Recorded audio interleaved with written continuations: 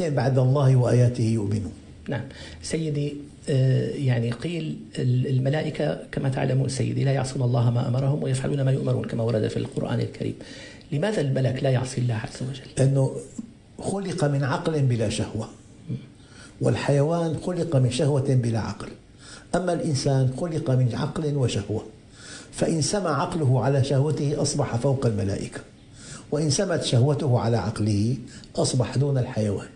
نعم، لكن طبع الإنسان سيدي أحيانا يقوده إلى المعصية. الطبع يعني الحقيقة في كلام دقيق، يطبع المؤمن على الخلال كلها. في إنسان طبعه كلي، إنسان طبعه جزئي. قال لك قابلته بيقول لك عنده ازدحام شديد وعنده مدير أعمال سيء جدا وانتظرت ساعتين وثلاث، أخي قابلته بالنهاية. هذا نمطه جزئي. الآخر كلي، قابلته ورفض بكلمتين. يطبع المؤمن. في إنسان دقيق، في إنسان عريض بخطوط حياته، في إنسان بيتبع الجزئيات، في إنسان بيتبع الكليات، في إنسان عصبي المزاج، في إنسان هادئ المزاج. يطبع المؤمن على الخلال كلها، والخلال كلها على العين والرأس إلا الكذبة والخيانة، هذا ليس طبعا بل خيانة. نعم، يعني سيدي إذن هذه الطباع لا علاقة لها بالتكليف. لا يعني هو لن يحاسب عليها، لكن الأمور التي لها علاقة بالتكليف يحاسب عليها. يعني هناك مشروع الآن لتأسيس علم الطباع. إنسان كلي، إنسان جزئي، إنسان انفعالي، إنسان هادئ، إنسان تفصيلي، إذن كل إلى آخره. نعم سيدي، إذن نعود إلى قضية الشهوة. الإنسان يتحرك بدافع من شهوته فيقع في الذنب إن تحرك بدافع من الشهوة المحرمة دون التقيد بالمنهج كما قلتم. هل هناك سيدي شهوة مع التقيد بالمنهج؟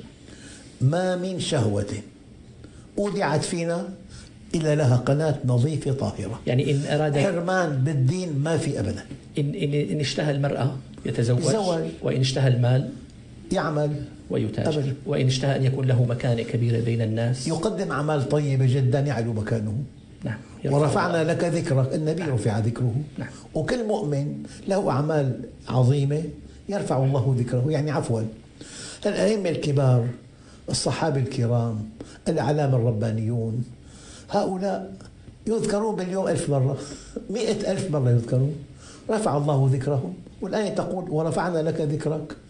طبعا كل آية تخص الأنبياء والمرسلين لكل مؤمن منها نصيب. كما أن الله يرفع ذكر النبي، المؤمن الطيب دعا إلى الله، خدم الناس، أحبه الناس، رفع ذكره. نعم. ورفعنا لك ذكرك.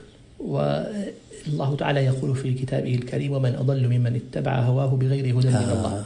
في معنى مخالف عند علماء الأصول، يعني الذي يتبع هواه شهوته، يعني شهوته وفق منهج الله لا شيء عليه.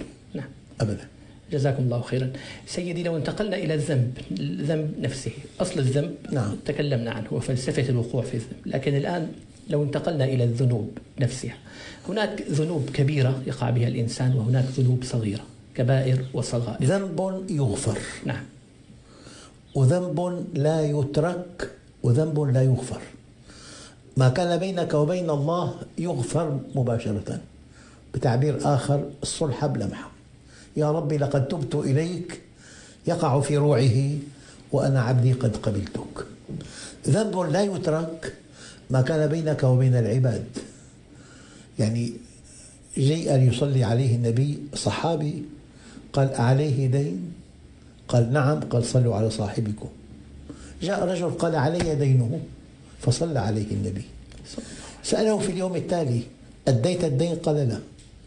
سأله في اليوم التالي أديت الدين؟ قال لا. في اليوم الرابع قال أديت الدين؟ قال الآن ابترد جلده. ما كان بينك وبين العباد لا يغفر إلا نقطتين، بالأداء أو المسامحة. وإذا ذهب إلى الحج ورجعك يوم ولدته أمه، هذا وهم كبير. يغفر لك من الذنوب ما كان بينك وبين الله، لكن ما كان بينك وبين العباد لا يغفر إلا بالأداء أو المسامحة.